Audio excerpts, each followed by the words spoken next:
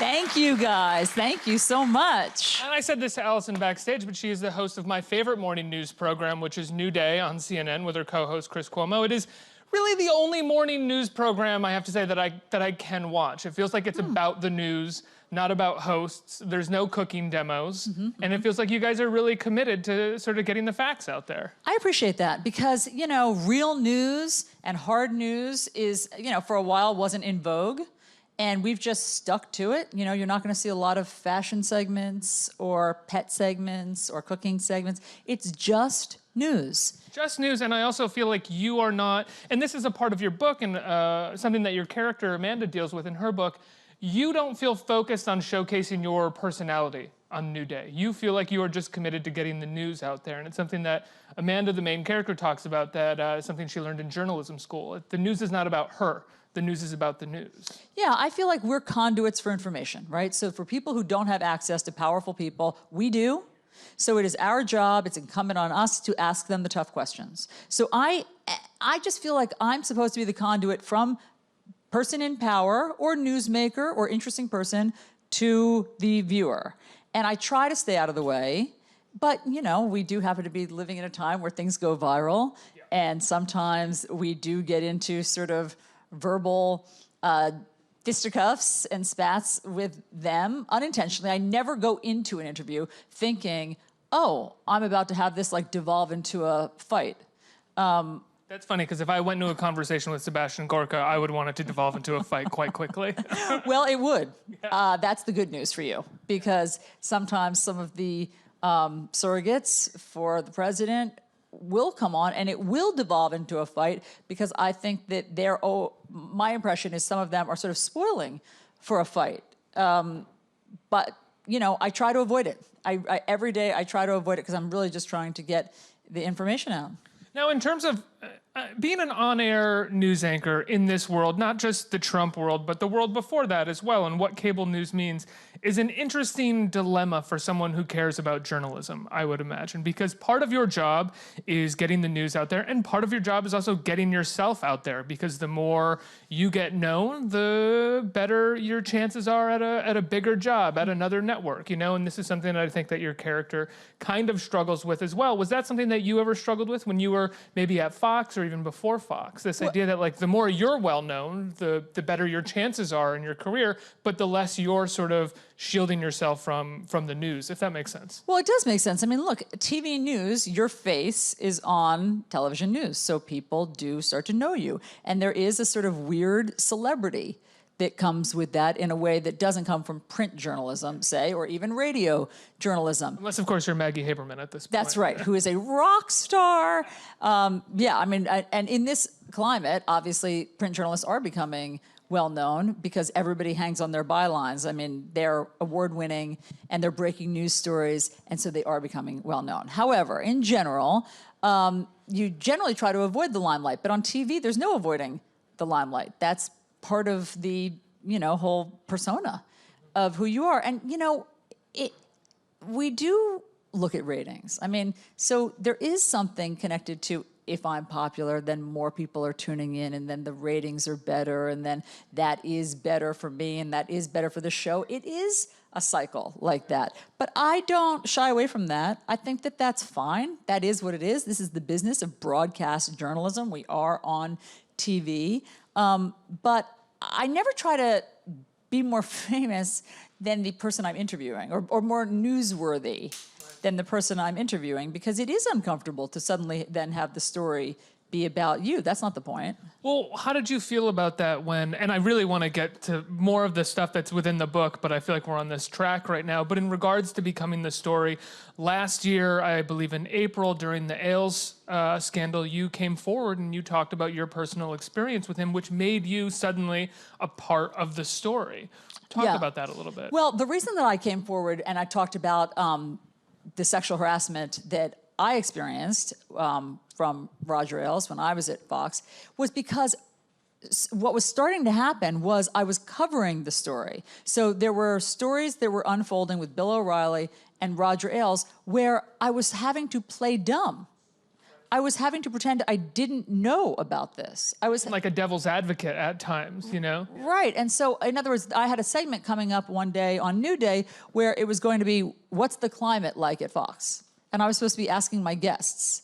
And I couldn't get my mind around, am I supposed to pretend that I didn't work there for many years and I don't know what the climate is?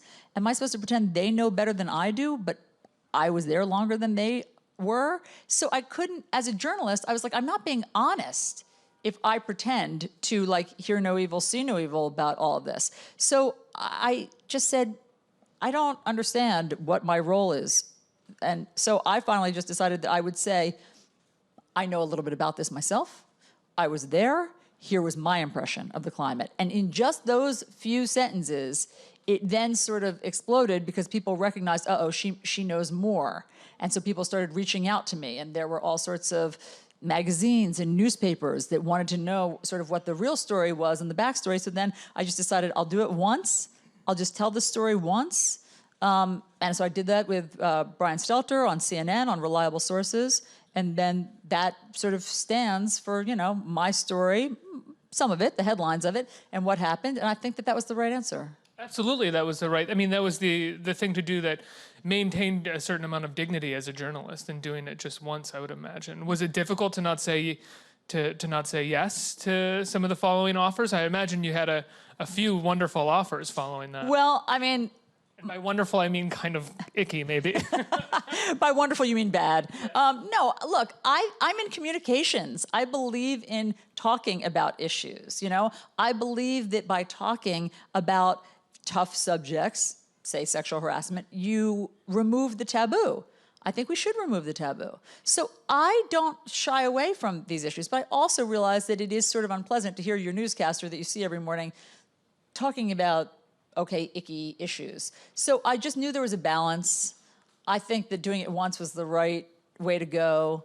But again, in settings like this, I don't ever say like, I'm done. We will never talk about that again. The issue of sexual harassment has been solved. You know, I don't say that because I think that we just need to air it out and talk about it so that young women and young men know sort of the boundaries and, you know, can maybe benefit from my experience and know what to do in their own careers and lives. Absolutely. Now let's talk about Amanda Wakes Up from Great. the beginning. When did you start writing this book, and how long have you wanted to write novels? Well, I never set out to write a novel or a book, but what happened was I was covering the 2012 election. Believe it or not, before 2016, there was a different presidential election. It's like hard for us to remember now because 2016 eclipses everything. But the 2012 presidential election was also a bit of a crazy election with a whole cast of colorful characters. I think there were 9, right, Republican Yes. primary candidates? And they were interesting people, just to remind people. Herman Cain. Herman Cain. The pizza The magnate. pizza magnate with the 999 economic plan. And there was Michelle Bachmann. And there was Rick Perry. There was Newt Gingrich. There was Perry, Rick Santorum. who couldn't remember all of the institutions for which he now runs one of them, right? Okay, yes. And so this is my point. There were lots of interesting, fascinating things happening during 2012. And I was struggling a little bit, to be honest, to process some of these things because sometimes guests would come on. I interviewed all of these candidates, and they would be less than fact-based, I felt, or they would spin somehow. And I started... one way for me to gather my thoughts, to collect my thoughts, is to write them down. So I've always, you know, intermittently kept a journal. I write letters to people. So I like to process things through the written word. So I would come home and just sort of for posterity, and also to try to work it out, like, wait a minute. He said that he had never done this, but then there's evidence that he had done this. So what should I say in the future? I was working it out on paper. And now, can I ask, were you, this is 2012, so you were at Fox at this I was at time. Fox. I was hosting a morning show called Fox and Friends that was on the weekend. So I had some downtime during the week. I think it's very hard to write a book when you have a 5-day-a-week intense job like I do now at CNN. Impossible. I think it is impossible. But when you're a weekend anchor, you have some downtime. So I started writing down these like vignettes and these moments. And after, you know, I guess a year of that, I thought, a book seems to be writing itself here. There just seemed to be a narrative thread of a young journalist trying to navigate her way through a crazy presidential race. And through a crazy media landscape as well. Sure, and a crazy media landscape. And the ethical challenges of when your boss, at that time, for me, it was Roger Ailes, sees a story very differently than you do. What do you do as a journalist when you have one worldview and one way that you see all of these candidates and your boss has an entirely different way? So then what are you supposed to do? You know, where is the truth? So Amanda wrestles with all of this. Somehow it was easier for me to give these challenges to a fictional character and let her figure it out. And it did, in the process, help me to figure it out on the air. And that was the genesis for Amanda and for all of the challenges. I mean, some of the challenges that you'll read in the book are, you know, there were issues that really cropped up in 2012, and they'll sound familiar because guess what? These issues come back again in 2016. There's a Hollywood actor, a washed-up Hollywood actor who becomes a presidential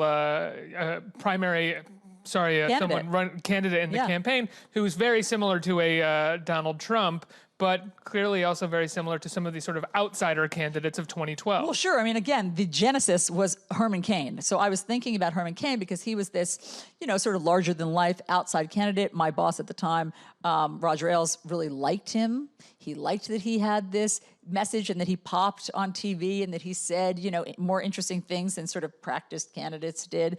And so that was, but as I wrote the book and as the character, Victor Fluke is his name, he morphed, but the person that I was always channeling was Burt Reynolds, you know, former Hollywood star who maybe passed his prime, but that's what I was imagining in the scenes when I wrote Victor Fluke. Have you ever interviewed Burt Reynolds? No. He's not running for president.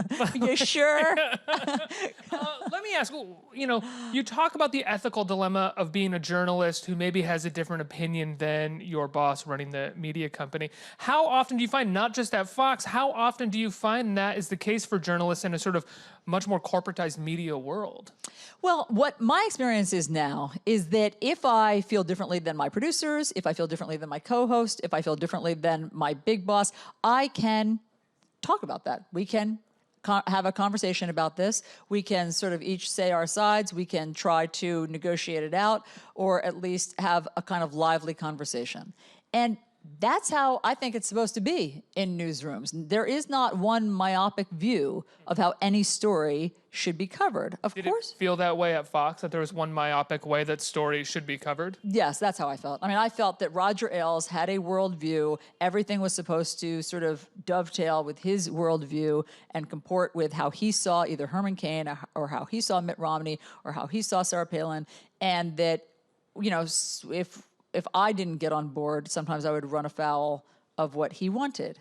And that's a challenge because, yes, it's his shop. He's the king, for lack of a better word. So Was. well, I delight in Roger Ailes' comeuppance I last can year. see that. I feel much more sensitive knowing his family as I do. Fair enough. But back to when he was the boss, I felt that it was his way or the highway. There wasn't. I could talk to Roger, and we certainly had lively conversations, but he won. He won every argument. And so in this, you know, Amanda has all of these issues, and she's struggling with her boyfriend because her boyfriend sees stories one way. Her mom, who's this sort of do-gooder, dyed-in-the-wool Democrat liberal, sees things one way. Her best friend sees things one way. And then she starts to see things in possibly a different way, and it causes tension in her personal relationships. And I just thought it was interesting, the intersection between how the news affects journalists' personal relationships and how our personal relationships affect the news. Now, one of the conversations between her and her boyfriend is when she first gets the job at this new cable news company called FAIR, and it's this idea that they're going to bridge the gap between our sort of two tribal factions right now. And her boyfriend says, I think we're beyond that. That's not the case. How do you feel about that? Do you think we're beyond bridging the gap at this point? Well, when I wrote this, what I started with was my fantasy of a utopian news network that could be for the right and the left, for Democrats and Republicans. It wasn't going to be in some sort of partisan box. It was going to be for men and women, young and old, North and South. And so I started just playing around with that idea because I was feeling frustrated when I was at Fox by how many people would come up to me and assume that I was a conservative journalist. And I had to kind of educate people and say, like, actually, I'm a journalist. I can be a journalist wherever I work. I didn't like that people kept putting me into a box. And so I thought, what if there was no box? What if there was a network for everyone? And I started playing around with that. How do you think this network for everyone would cover the healthcare bill right now? Okay. Let me ask you a hard question. Okay, so I know the answer to this because what my dream of the utopian network turned out to be was like this Frankenstein monster of manufactured balance. So fair news in the book becomes this like must-have balance at all costs. It becomes two people screaming at each other for the most part. Number one, but it also becomes if you have somebody on to talk about what's happening with climate change, you must have a climate change denier. If you have someone on who's been the victim of a terror attack, you must have a terrorist.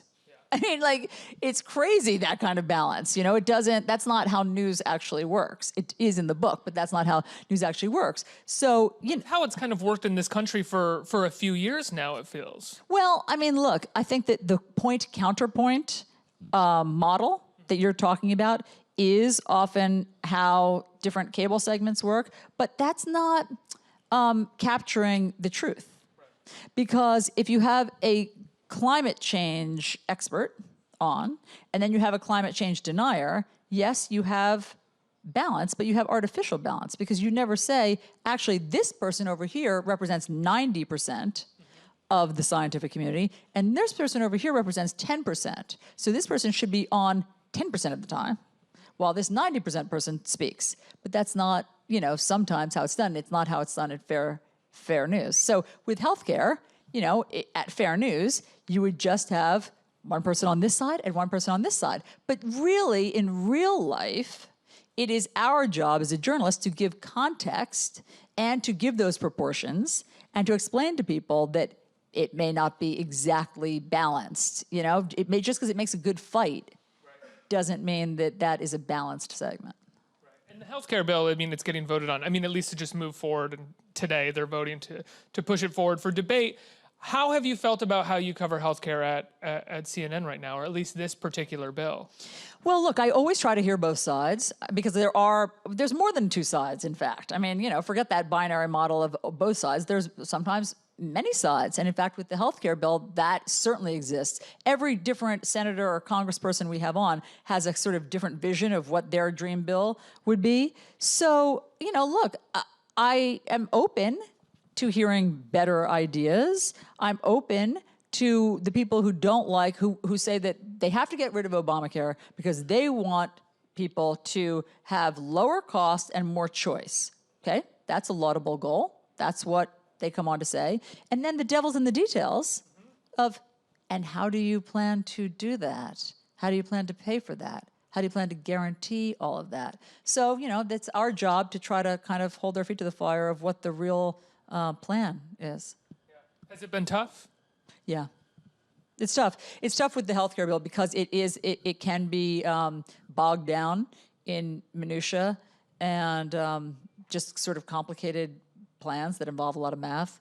So it's hard in a 6-minute segment to get your mind around all of that. And in the book, as you'll see, one of the things that I wanted to capture in the book was the breathless quality of our jobs as morning anchors. You know, we get up at 3 a.m., we are, you know, starting to cram for the exam from 3:30 a.m. to 4:30 a.m. I don't know if that's the time in your life when you have most mental clarity, but it's a challenge sometimes at that hour. And, you know, you're trying to get your arms and mind around a very complicated topic, and then you've got 6 minutes to do it in. Sometimes we do it better than other times, but I was trying to capture the challenge for Amanda as a newbie in the business, as she is, of these very complicated topics that she has to somehow boil down for her fair news audience. You know, one theme that you touch on in the book, which I love this conversation when it comes to journalists, especially broadcast journalists. We sort of touched on it a little bit at the beginning of this conversation, which is ambition versus sensitivity when it comes to news journalism. You know, like right away in the first pages of the book, she's covering a shooting, and it's a big break for her career and what happens there. And there's a brief line in it where someone says, you know, the guy just went in with the gun or gunshots went off. She says, oh, good, and then has to sort of retract that a little bit, just meant emotionally because her ambition took over her sensitivity. How often do you find that that happens as a broadcast news journalist or just as a journalist in general? Well,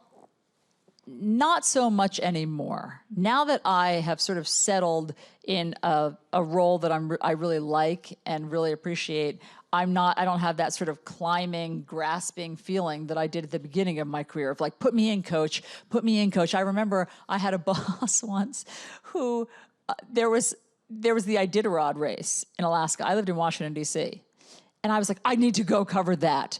That sounds horrible to me now. I would never beg to go to Alaska to cover, like be in my parka head to toe to cover the Iditarod. But at that time, I would go anywhere in any kind of inclement weather, send me to the hurricane, you know, whatever it was, because I did want that big break. And in the book, you know, Amanda is the main character. She has a best friend named Lori, who's at a more impressive network than Amanda is. And Lori gets the big gets. Lori is all about getting the biggest newsmaker and getting the biggest story and getting the biggest scoop. And Amanda admires her for that because that's what, you know, supposedly it's all about. But even their relationship becomes sort of challenged, as you'll see, because sometimes that disrespects sort of personal relationships and sensitivity. And you sort of still have to be human even while you're getting those big gets. So Amanda at some point realizes that all that isn't actually worth it to her. Can we talk about the big scoop she gets about the character Fluke in this book and how if that big scoop were gotten this past year, which I think it really was when it came to Trump, it just meant nothing and it would do nothing? Right, so there's a personal peccadillo, this will shock you all, that crops up of the candidate where he has some sort of, it appears, extramarital relationship. And the question is whether to reveal it or not. And that is a big question. Sometimes, as journalists, we do know things about candidates. And sometimes we don't reveal those things. But sometimes we do.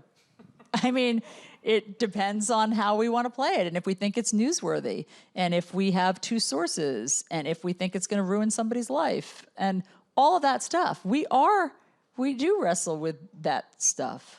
You know, it's not just like, oh, I've got a great scoop, let me get it on the air right now. Behind the scenes, as you'll see in the book, it's a conversation that we have about what we should be publicizing and what we shouldn't be publicizing.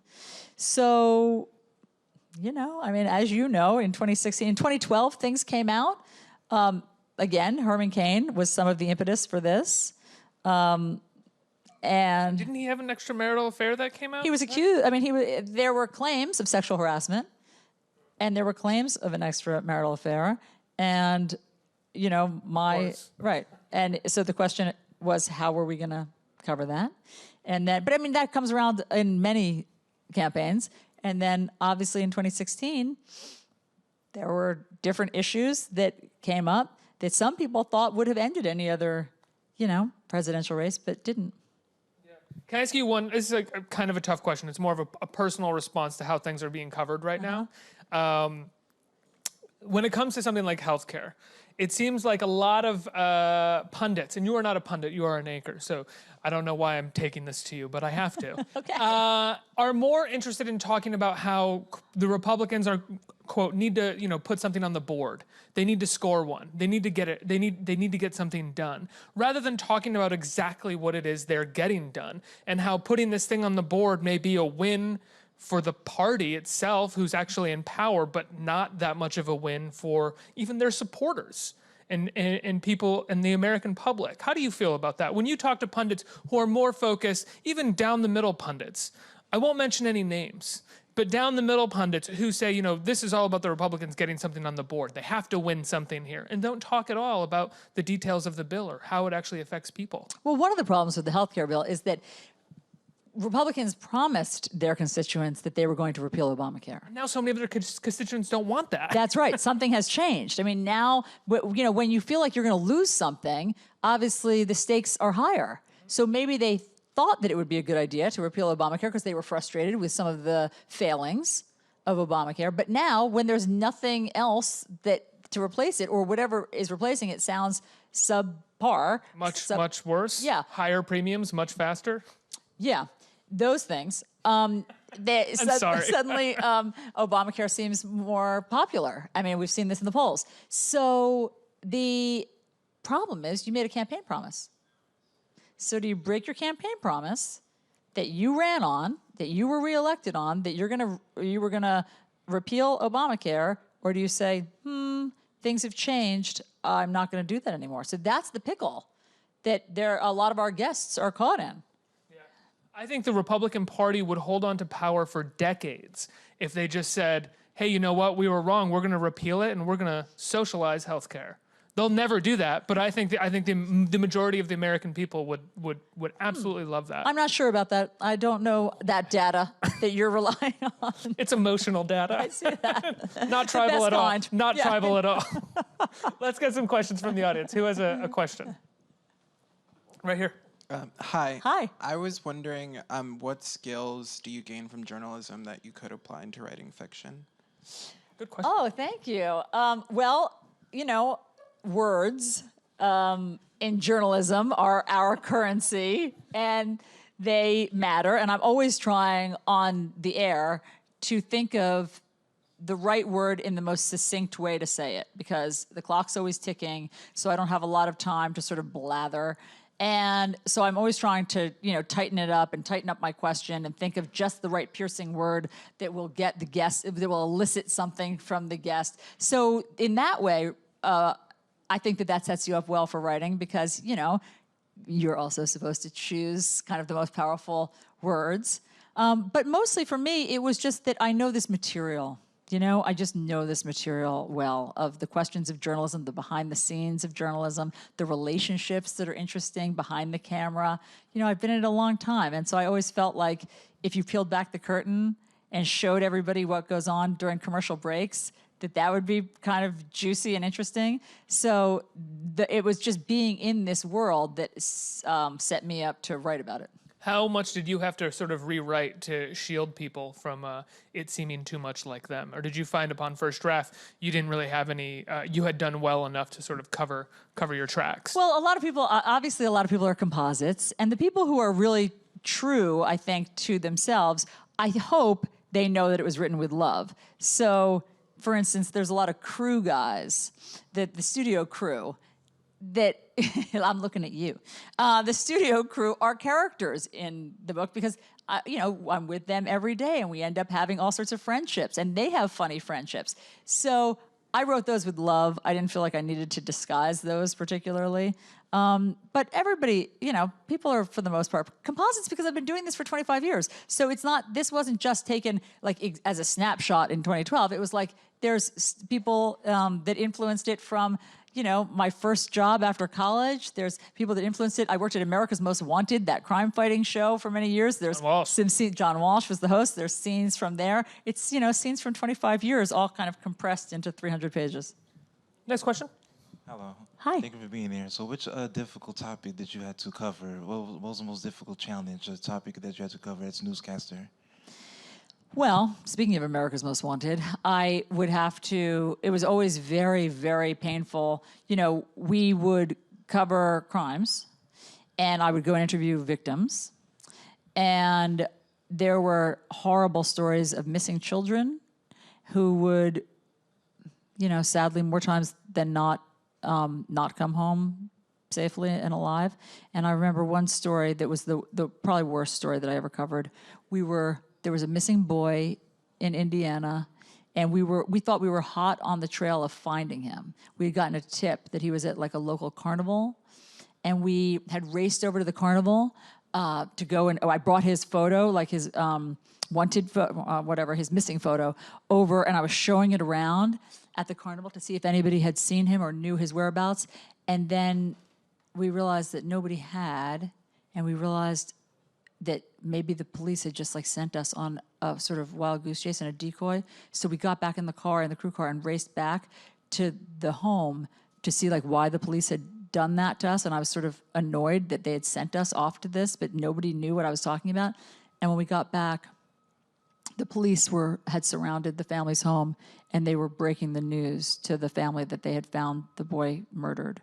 And it was the most, like, we just came in right at that moment, and it's something that I will never, ever forget, the searing pain of being that close to that moment and having had hope just an hour earlier that, like, maybe we were going to find him. And there was just devastating stories like that. And in news, you know, sadly, there's a lot of stories like that. I mean, there's stories of, you know, victims of natural disasters and crime and all sorts of things that you have to be around. And it doesn't always, you know, obviously it doesn't always end well. Before I let you go, I'm going to ask you one more question about covering the Trump administration. Of course, who was the toughest surrogate or member of the administration to interview? Well,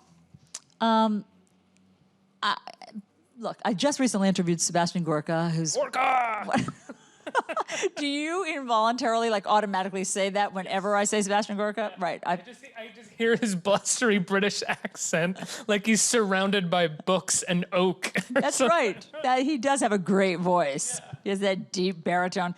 Sebastian Gorka, I just interviewed, and that was challenging because I did feel that at some point he was sort of spoiling for a fight and relying on some ad hominem attacks and going after us personally. But before that, Kellyanne Conway can be challenging because she, I see the laughter in the audience. Because trained you well. She can filibuster. So she doesn't need to sort of stop and take a breath as often as some other people. So she'll just, you know, tell you everything that she wants to about whatever question she wants to answer, even if it isn't related to the question that you posed. So then you're in the bind of having to interrupt, which seems rude, interrupt again, which is rude, somehow get back away from the deflection and get back to the question that you asked. So it's a challenge. And she creates a sort of weird match where once you interrupt, she calls you out for being rude and tries to showcase how rude you're being, even though you're just trying to sort of push her back on track. It's a strange game they try to play with interviews. And I have to ask, this morning, you know, Trump tweeted something about Jeff Sessions. It seems like he's trying to push him to resign. Once he resigns, he can hopefully put some... I mean, it seems as though, I'm speculating, but it's a pretty easy speculation, I think, that he wants to put someone in as Attorney General who won't recuse themselves from the Russia investigation, can potentially fire Mueller, and everything will be copacetic for him and his family, potentially. What was it like interviewing Republicans this morning, senators and representatives who, from what I saw this morning, were deflecting fairly heavily from what seemed like a really serious accusation that's being lobbied against Trump? Well, what I heard this morning was a little different than what you heard. What I heard this morning was a lot of lawmakers saying that would be they didn't say deal breaker, but what they all said was the the confirmation process for that next person will be much tougher. I mean, I did feel like they were telegraphing their opinions to the president and to everyone, saying, you can do that. If you have lost confidence in your attorney general, it's your prerogative to get rid of him. But the confirmation process for whoever the next person will be will not go so smoothly. So forward to Rudy Giuliani's confirmation process. He has said he's not in the running. Okay. Alisyn, I'm sorry to bog you down so much of this Trump stuff. As I told you, I love the book. I think it's fantastic. It's a wonderful, I mean, it's a behind-the-scenes look, but at the same time, it's a wonderful homage to journalism and the kind of journalism we need and journalists we need out there. Alisyn Camerota, everybody. The book is called Amanda Wakes Up. Thank you so much. Great to talk to you. Thanks so much. Thank you, guys.